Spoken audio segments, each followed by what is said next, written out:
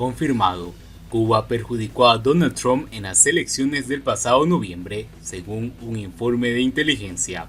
¿Cómo están, amigos? Bienvenidos a Noticias Importantes. Comenzamos. La Casa Blanca publicó un informe sobre las injerencias en las elecciones presidenciales del pasado noviembre. El informe de inteligencia estadounidense, que se acaba de desclasificar, reveló que el régimen comunista de Cuba tuvo en pie una estrategia digital para perjudicar al expresidente Donald Trump en las elecciones del pasado noviembre, con el objetivo de influir en el voto de la comunidad latina dentro de Estados Unidos. Aunque este nuevo informe asegura que el régimen de Venezuela tenía la misma intención que sus socios cubanos, matiza que Nicolás Maduro y el resto de la cúpula chavista carecen de capacidades tecnológicas necesarias para cumplir con éxito semejante misión. El informe, elaborado por el Consejo Nacional de Inteligencia, que une a 7 agencias y ministerios, lleva por título Amenazas extranjeras a las elecciones federales de Estados Unidos en 2020, e incluye una corrección a Donald Trump y su campaña, aunque los abogados del expresidente dijeron públicamente que el régimen chavista había logrado hackear los sistemas de votos de Estados Unidos. El documento de inteligencia norteamericana lo niega. No disponemos de la información que indique que el régimen de Venezuela, hoy o en el pasado, intentará comprometer la infraestructura de las elecciones de Estados Unidos, afirma. Sobre el castrismo, el informe asegura: Cuba intentó mermar las posibilidades electorales del expresidente Trump, impulsando narrativas contra los republicanos y favorables a los demócratas en la comunidad latinoamericana. La inteligencia cubana probablemente condujo algunas condiciones de bajo perfil en apoyo a estos esfuerzos. Lo cierto es que todo lo relativo a Cuba es de capital importancia para el estado de Florida, que acabó ganando Donald Trump por segunda ocasión, aunque esto no le sirvió finalmente para quedarse con la Casa Blanca. El expresidente republicano endureció notablemente el embargo, con duras sanciones y restricciones a los negocios de la isla. Sí se esforzaron más en la injerencia electoral los dos aliados del castrismo y el chavismo en la escena internacional, Rusia e Irán. Los esfuerzos de Rusia fueron, según ese informe, muy sofisticados y se centraron en influir sobre las personas cercanas al expresidente Donald Trump. No hace mención expresa a esas personas, pero la prensa norteamericana ha publicado abundante información sobre las reuniones con supuestos agentes rusos del que era el abogado personal de Donald Trump, el exalcalde de Nueva York, Rudy Giuliani. La conclusión de la inteligencia estadounidense es que el Kremlin quería beneficiar a Donald Trump y perjudicar a Biden.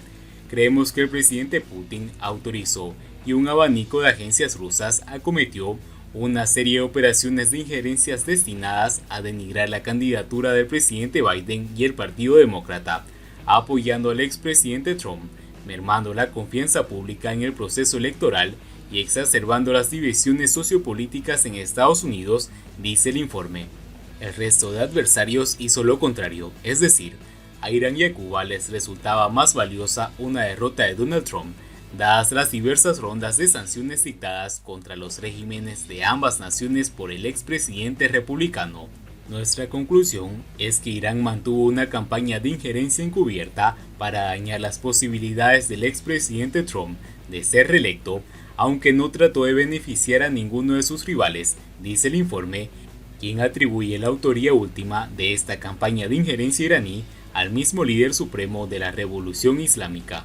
Por último, este informe, de apenas 10 páginas de extensión y con poco detalle, afirma que China consideró armar su propia campaña de injerencias, pero desistió de ello, aunque tienen una capacidad para cometer una operación de mayor envergadura que la de Irán o de Rusia. China busca estabilidad en las relaciones con Estados Unidos y no vio que ninguno de los resultados posibles de las elecciones le fuera suficiente beneficioso como para armar una campaña de injerencia y ser sorprendida en ella, por lo que acabó optando por otros instrumentos tradicionales, medidas económicas focalizadas y lobistas, asegura el texto.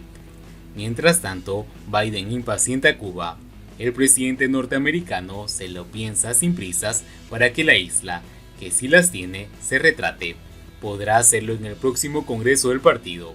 Durante su viaje a Cuba, Barack Obama no concedió entrevistas a la prensa oficial y prefirió acudir al programa humorístico Vivir del Cuento, el más popular de la televisión, para humorizar al imperialismo yanqui y cortejar con los espectadores de una partida de dominó. Su abarcador discurso en el Teatro de La Habana fue aplaudido por unos cuando rechazó el embargo y por otros cuando reclamó los derechos humanos. Corrió el guiño de que hubiera ganado un escaño en la Asamblea Nacional. Resulta difícil imaginarse a Joe Biden cachondeándose una manga en la camisa y tan convencido como Obama de que la zanahoria sea el mejor palo para conseguir el cambio con mayúsculas en la isla. Se lo piensa sin prisas para que Cuba, que sí las tiene, se retrate. Podrá hacerlo en el próximo Congreso del partido. La prensa del régimen tampoco parece convencida de su rumbo e influencia. La burocracia sabedora de que la comunicación es una herramienta estratégica, practica el ocultismo y la abstención con más miedo que alma. Desarbolada por la globalización y sin la portentosa oratoria de Fidel Castro, la comunicación de la Revolución Cubana está naufragando. La defensa de los principios fundamentales constituyen el principal desafío para la prensa e instituciones asediados por Internet, los cambios generacionales, el desgaste de las consignas, los digitales antigubernamentales y las campañas de Estados Unidos dirigidas a los jóvenes. Pero el peor cerco no proviene del exterior ni de las invisibles movilizaciones por la democracia, sino de una economía inoperante, generadora de migración, desabastecimientos y colas. Apenas triunfos para publicar, apenas resultados para esperanzar. La notificación de que la actividad privada autorizada alcanzará 2.000 ocupaciones no ha sido tan poderosa mediáticamente como pretendía, ni ha impresionado al nuevo ejecutivo estadounidense, más interesado en la respuesta del régimen a la subversión ideológica del movimiento San Isidro y la canción Patria y Vida. También la rentabilidad electoral de Florida del activismo disidente.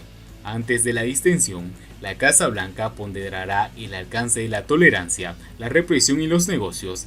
Quiere señales de que la eventual atenuación de las leyes Torricelli y el título 3 de la ley Helms-Burton será correspondida con medidas ambiciosas. Sería alentador que el próximo cónclave partidista de abril acompañara la designación del nuevo secretario en sustitución de Raúl Castro, con una nomenclatura comprometida con reformas liberalizadoras. El régimen demostró que puede resistir el embargo sobre las espaldas de una población acreedora de libertades y bienestar, igual que los periodistas revolucionarios, de verdad o fingiendo serlo. Siguiendo con las noticias, las bodegas de ayer y de hoy. Cuando se pensaba que las bodegas ya no podían empeorar más, se han quedado tan vacías que casi han desaparecido. Es cierto que las bodegas de ayer ya representan una antigua institución en la vida cubana. Lo que vino luego de la llegada del comandante en jefe fue una pésima copia de lo que hasta entonces conocían los cubanos. Por supuesto que las bodegas no eran un signo imperialista de los que, según Fidel, había que deshacerse. Nada de eso, eran bien cubanas. Sus dueños por lo general eran vecinos nuestros, nada ricos, que se hicieron de un negocio honrado con gran sacrificio, verdaderos comerciantes conscientes de las necesidades del pueblo. También los habían españoles establecidos en Cuba para siempre. Como dice un escritor muy conocedor de las bodegas de antaño, no es cierto que fueran un lugar de encuentro y de reunión de vecinos. Para los vecinos estaban las sociedades y de acuerdo a sus oficios y gustos. Una bodega era, simplemente, un lugar donde se vendía lo necesario para satisfacer las necesidades de la alimentación, todo por la libre y sin ninguna limitación, desde pescado seco, como bacalao y arenque hasta camarones, coñac, vino español, garbanzos mexicanos, jamón, chorizo y el mejor arroz traído de China. Lo menos que hacían los cubanos en las bodegas de ayer era conversar y chismear sobre amores y asuntos relacionados con la política, como hoy en las largas colas, donde el susurro se comenta la situación económica de Cuba bajo el castrismo en pleno colapso. Había mucho que hacer y a la bodega se iba a comprar en un breve tiempo, a pesar de haber en la bodega un solo dependiente o el mismo dueño. En fin, la historia de las bodegas de hoy se las trae. En estos 60 años de castrismo han sido demasiado deprimentes los espectáculos y cuando se pensaba que ya no podía empeorar más, las bodegas están tan vacías que casi han desaparecido. Y bien amigos, así vamos terminando las noticias importantes del día de hoy. Espero que las noticias hayan sido de su agrado y no olviden que nos ayudarían mucho compartiendo las noticias y así poder informar a muchas más personas de la verdadera realidad en Cuba. Muchas gracias por seguirnos, no olviden suscribirse, nos vemos en el siguiente informe.